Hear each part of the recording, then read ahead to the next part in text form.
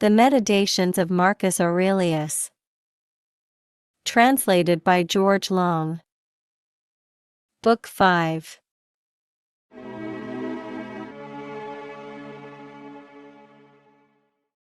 In the morning when thou risest unwillingly, let this thought be present: I am rising to the work of a human being. Why then am I dissatisfied if I am going to do the things for which I exist and for which I was brought into the world? Or have I been made for this, to lie in the bedclothes and keep myself warm? But this is more pleasant. Dost thou exist then to take thy pleasure, and not at all for action or exertion? Dost thou not see the little plants, the little birds, the ants, the spiders, the bees working together to put in order their several parts of the universe? And art thou unwilling to do the work of a human being, and dost thou not make haste to do that which is according to thy nature? But it is necessary to take rest also. It is necessary. However, nature has fixed bounds to this too. She has fixed bounds to eating and drinking, and yet thou goest beyond these bounds, beyond what is sufficient.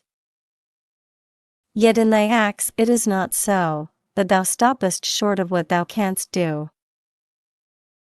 So thou lovest not thyself, for if thou didst, thou wouldst love thy nature and her will.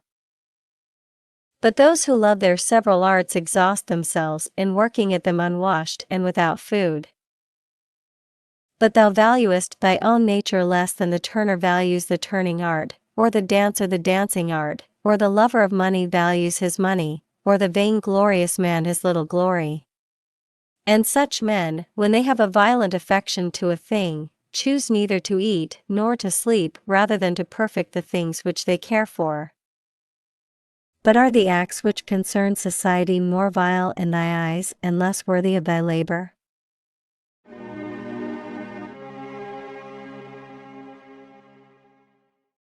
How easy it is to repel and to wipe away every impression which is troublesome or unsuitable, and immediately to be in all tranquillity.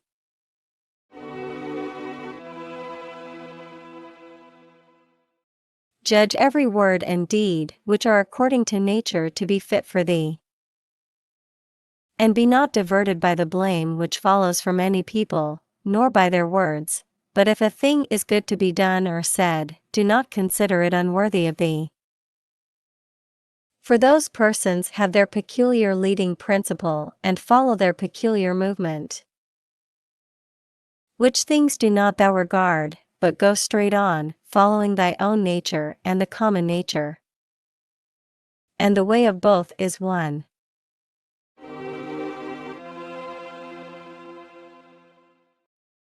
I go through the things which happen according to nature until I shall fall and rest, breathing out my breath into that element out of which I daily draw it in, and falling upon that earth out of which my father collected the seed, and my mother the blood, and my nurse the milk, out of which during so many years I have been supplied with food and drink, which bears me when I tread on it and abuse it for so many purposes.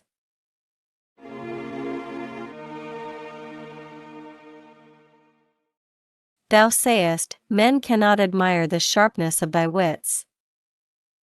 Be it so, but there are many other things of which thou canst not say, I am not formed from them by nature. Show those qualities then which are altogether in thy power: sincerity, gravity, endurance of labor, aversion to pleasure, contentment with thy portion and with few things, benevolence, frankness, no love of superfluity, freedom from trifling, magnanimity. Dost thou not see how many qualities thou art immediately able to exhibit, in which there is no excuse of natural incapacity and unfitness, and yet thou still remainest voluntarily below the mark? Or art thou compelled through being defectively furnished by nature to murmur, and to be stingy, and to flatter, and to find fault with thy poor body, and to try to please men, and to make great display, and to be so restless in thy mind? No, by the gods. But thou mightest have been delivered from these things long ago. Only if in truth thou canst be charged with being rather slow and dull of comprehension, thou must exert thyself about this also, not neglecting it nor yet taking pleasure in thy dullness.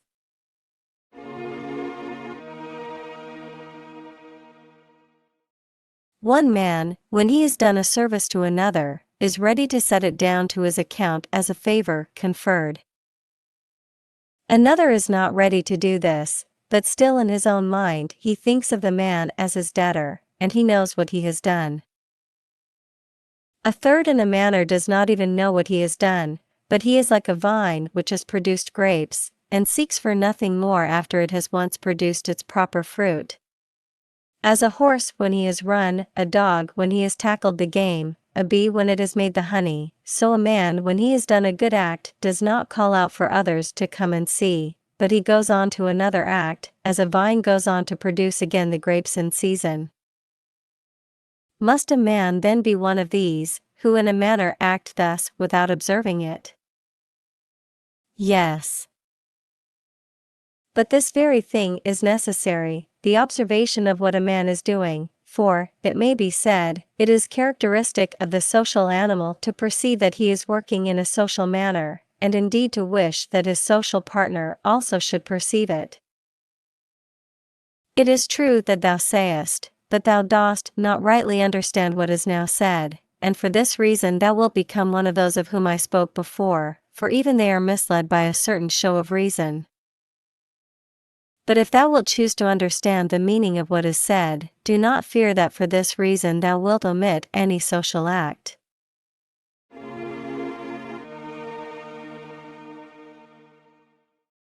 A prayer of the Athenians, rain, rain, O dear Zeus, down on the ploughed fields of the Athenians and on the plains. In truth, we ought not to pray at all, or we ought to pray in this simple and noble fashion.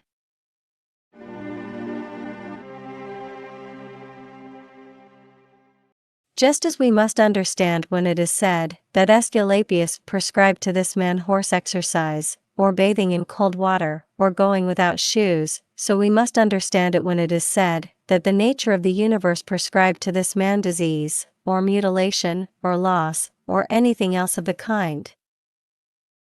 For in the first case, prescribed means something like this: he prescribed this for this man as a thing adapted to procure health. And in the second case it means, that which happens to or suits every man is fixed in a manner for him suitably to his destiny. For this is what we mean when we say that things are suitable to us, as the workmen say of squared stones in walls or the pyramids, that they are suitable, when they fit them to one another in some kind of connection. For there is altogether one fitness harmony. And as the universe is made up out of all bodies to be such a body as it is, so out of all existing causes necessity destiny is made up to be such a cause as it is. And even those who are completely ignorant understand what I mean. For they say, it necessity, destiny brought this to such a person. This then was brought, and this was prescribed to him. Let us then receive these things, as well as those which Aesculapius prescribes. Many as a matter of course even among his prescriptions are disagreeable, but we accept them in the hope of health. Let the perfecting and accomplishment of the things which the common nature judges to be good, be judged by thee to be of the same kind as thy health. And so accept everything which happens, even if it seem disagreeable, because it leads to this, to the health of the universe and to the prosperity and felicity of Zeus the universe. For he would not have brought on any man what he has brought, if it were not useful for the whole. Neither does the nature of anything, whatever it may be, cause anything which is not suitable to that which is directed by it. For two reasons, then it is right to be content with that which happens to thee. The one, because it was done for thee and prescribed for thee, and in a manner had reference to thee, originally from the most ancient causes spun with thy destiny. And the other, because even that which comes severally to every man is to the power which administers the universe a cause of felicity and perfection, nay even of its very continuance. For the integrity of the whole is mutilated, if thou cuttest off anything whatever from the conjunction and the continuity either of the parts or of the causes. And thou dost cut off, as far as it is in thy power, when thou art dissatisfied, and in a manner triest to put anything out of the way.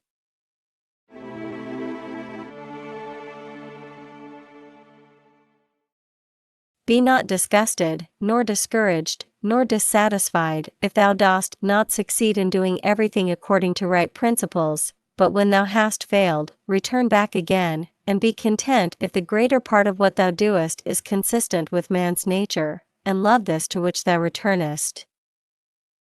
And do not return to philosophy as if she were a master, but act like those who have sore eyes, and apply a bit of sponge and egg, or as another applies a plaster, or drenching with water. For thus thou wilt not fail to obey reason, and thou wilt repose in it. And remember that philosophy requires only things which thy nature requires. But thou wouldst have something else, which is not according to nature. It may be objected, why, what is more agreeable than this which I am doing? But is not this the very reason why pleasure deceives us? And consider if magnanimity, freedom, simplicity, equanimity, piety, are not more agreeable. For what is more agreeable than wisdom itself, when thou thinkest of the security and the happy course of all things which depend on the faculty of understanding and knowledge?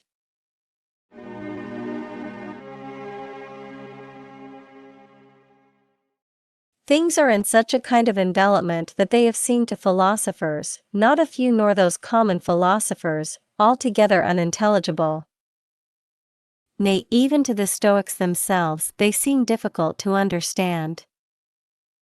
And all our assent is changeable. For where is the man who never changes? Carry thy thoughts then to the objects themselves, and consider how short-lived they are and worthless, and that they may be in the possession of a filthy wretch, or a whore, or a robber. Then turn to the morals of those who live with thee, and it is hardly possible to endure even the most agreeable of them, to say nothing of a man being hardly able to endure himself. In such darkness then endured, and in so constant a flux both of substance and of time, and of motion and of things moved, what there is worth being highly prized, or even an object of serious pursuit, I cannot imagine. But on the contrary, it is a man's duty to comfort himself, and to wait for the natural dissolution, and not to be vexed at the delay, but to rest in these principles only, the one, that nothing will happen to me which is not conformable to the nature of the universe. And the other, that it is in my power never to act contrary to my God and Daemon, for there is no man who will compel me to this.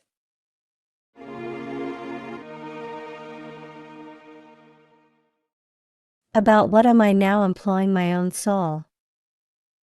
On every occasion I must ask myself this question, and inquire, what have I now in this part of me which they call the ruling principle? And whose soul have I now, that of a child, or of a young man, or of a feeble woman, or of a tyrant, or of a domestic animal, or of a wild beast?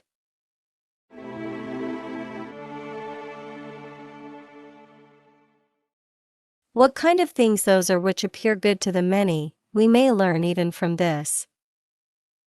For if any man should conceive certain things as being really good, such as prudence, temperance, justice, fortitude, he would not after having first conceived these endure to listen to anything which should not be in harmony with what is really good. But if a man has first conceived as good the things which appear to the many to be good, he will listen and readily receive as very applicable that which was said by the comic writer. Thus even the many perceive the difference. For were it not so, this saying would not offend and would not be rejected in the first case, while we receive it when it is said of wealth, and of the means which further luxury and fame, as said fitly and wittily. Go on then and ask if we should value and think those things to be good, to which after their first conception in the mind the words of the comic writer might be aptly applied, that he who has them, through pure abundance has not a place to ease himself in.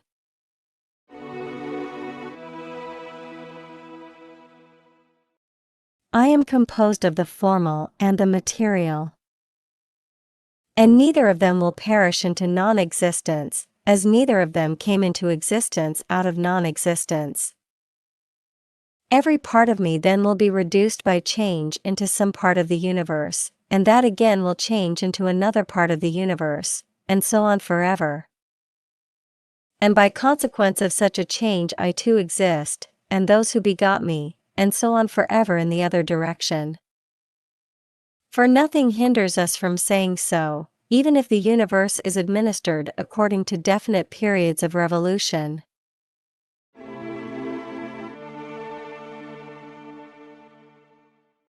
Reason and the reasoning art philosophy are powers which are sufficient for themselves and for their own works.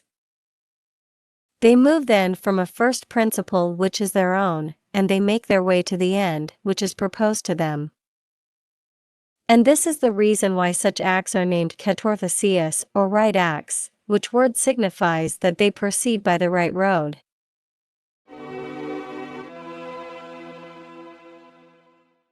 None of these things ought to be called a man's, which do not belong to a man, as man. They are not required of a man, nor does man's nature promise them, nor are they the means of man's nature attaining its end. Neither then does the end of man lie in these things, nor yet that which aids to the accomplishment of this end, and that which aids toward this end is that which is good. Besides, if any of these things did belong to man, it would not be right for a man to despise them and to set himself against them. Nor would a man be worthy of praise who showed that he did not want these things, nor would he who stinted himself in any of them be good if indeed these things were good. But now the more of these things a man deprives himself of, or of other things like them, or even when he is deprived of any of them, the more patiently he endures the loss, just in the same degree he is a better man.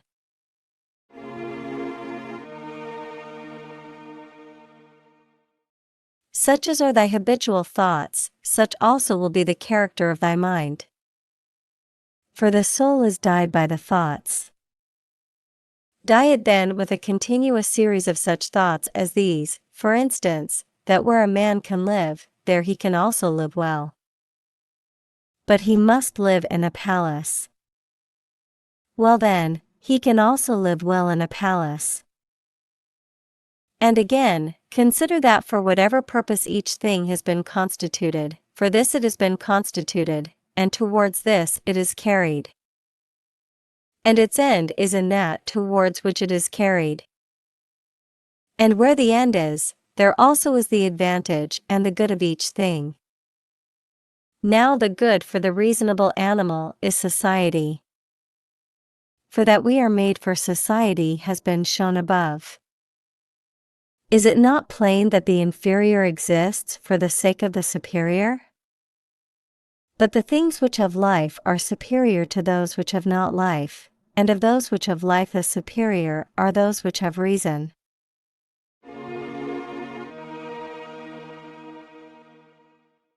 To seek what is impossible is madness, and it is impossible that the bad should not do something of this kind.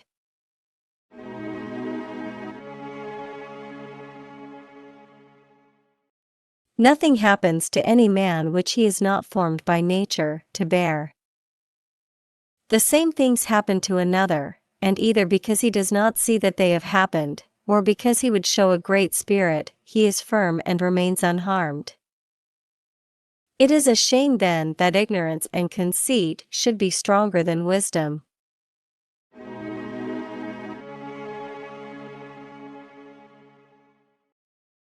Things themselves touch not the soul, not in the least degree. Nor have they admission to the soul, nor can they turn or move the soul, but the soul turns and moves itself alone, and whatever judgments it may think proper to make, such it makes for itself the things which present themselves to it.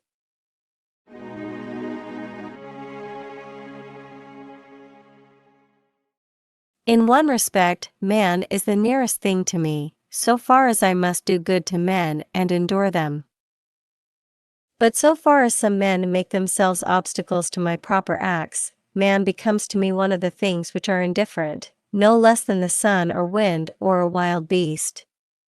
Now it is true that these may impede my action, but they are no impediments to my affects and disposition, which have the power of acting conditionally and changing, for the mind converts and changes every hindrance to its activity into an aid. And so that which is a hindrance is made a furtherance to an act. And that which is an obstacle on the road helps us on this road.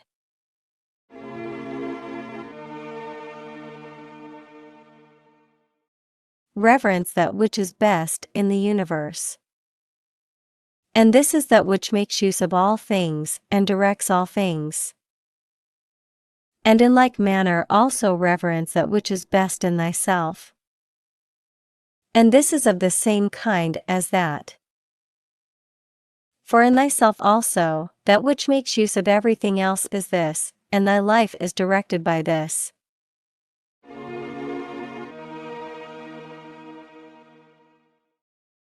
That which does no harm to the state, does no harm to the citizen.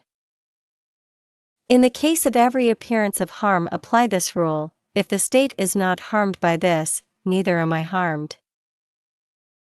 But if the state is harmed, thou must not be angry with him who does harm to the state. Show him where his error is.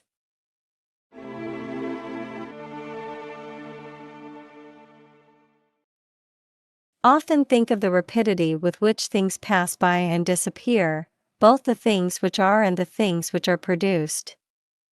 For substance is like a river in a continual flow, and the activities of things are in constant change, and the causes work in infinite varieties. And there is hardly anything which stands still. And consider this which is near to thee, this boundless abyss of the past and of the future in which all things disappear. How then is he not a fool who is puffed up with such things or plagued about them and makes himself miserable? For they vex him only for a time, and a short time.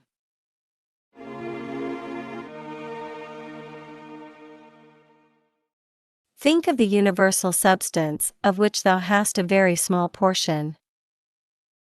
And of universal time, of which a short and indivisible interval has been assigned to thee. And of that which is fixed by destiny, and how small a part of it thou art.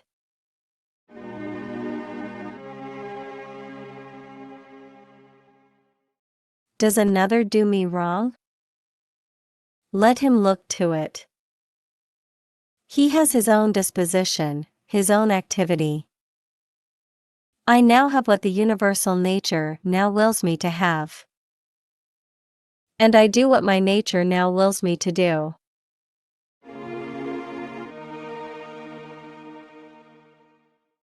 Let the part of thy soul which leads and governs be undisturbed by the movements in the flesh, whether of pleasure or of pain. And let it not unite with them, but let it circumscribe itself and limit those affects to their parts. But when these effects rise up to the mind by virtue of that other sympathy that naturally exists in a body which is all one, then thou must not strive to resist the sensation, for it is natural, but let not the ruling part of itself add to the sensation the opinion that it is either good or bad.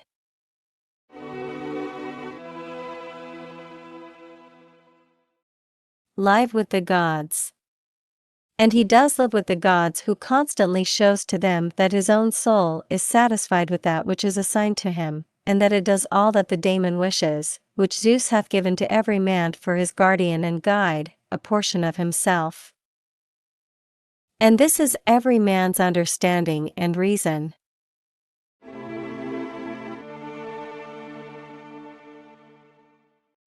Art thou angry with him whose armpits stink? Art thou angry with him whose mouth smells foul? What good will this anger do thee? He has such a mouth, he has such armpits, it is necessary that such an emanation must come from such things, but the man has reason, it will be said, And he is able, if he takes pains, to discover wherein he offends. I wish thee well of thy discovery. Well then, and thou hast reason, by thy rational faculty stir up his rational faculty. Show him his error, admonish him. For if he listens, thou wilt cure him, and there is no need of anger. Neither tragic actor nor horror.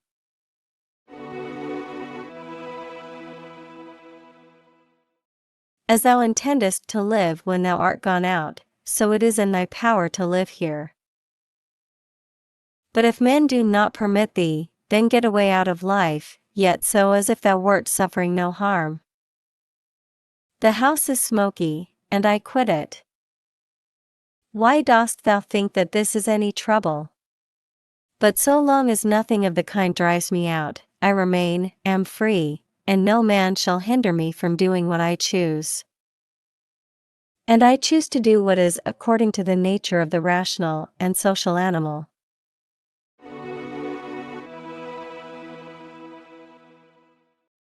The intelligence of the universe is social. Accordingly, it has made the inferior things for the sake of the superior, and it has fitted the superior to one another. Thou sayest how it has subordinated, coordinated, and assigned to everything its proper portion, and has brought together into concord with one another the things which are the best.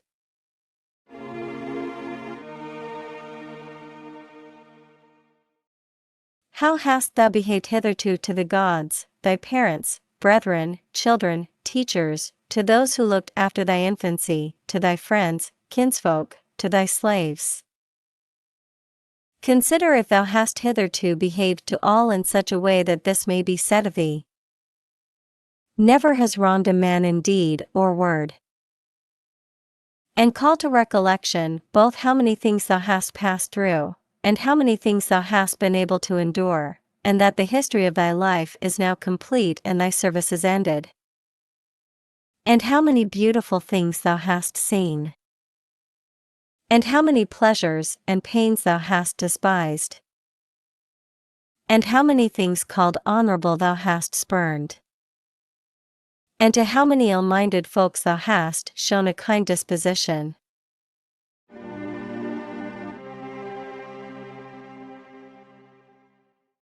Why do unskilled and ignorant souls disturb him who has skill and knowledge? What soul then has skill and knowledge? That which knows beginning and end, and knows the reason which pervades all substance, and though all time by fixed periods revolutions administers the universe.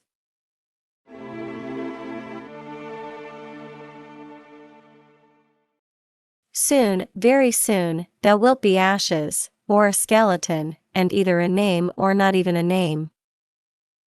But name is sound and echo.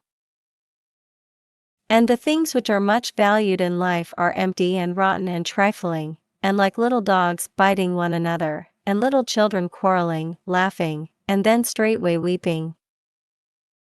But fidelity and modesty and justice and truth are fled.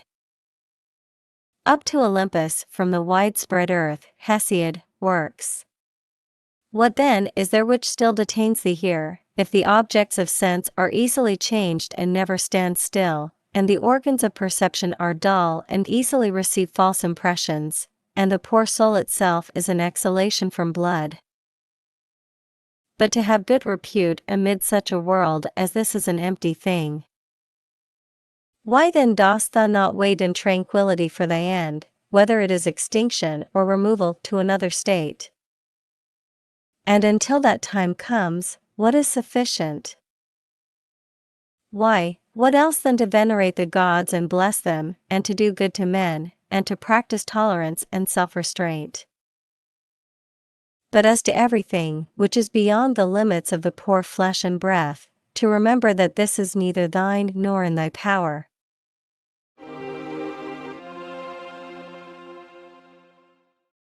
Thou canst pass thy life in an equable flow of happiness, if thou canst go by the right way, and think and act in the right way. These two things are common both to the soul of God and to the soul of man, and to the soul of every rational being, not to be hindered by another. And to hold good to consist in the disposition to justice and the practice of it, and in this to let thy desire find its termination.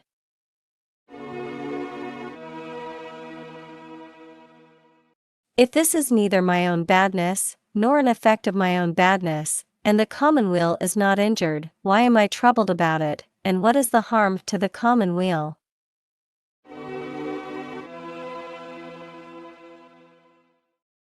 Do not be carried along inconsiderately by the appearance of things, but give help to all according to thy ability and their fitness. And if they should have sustained loss in matters which are indifferent, do not imagine this to be a damage, for it is a bad habit.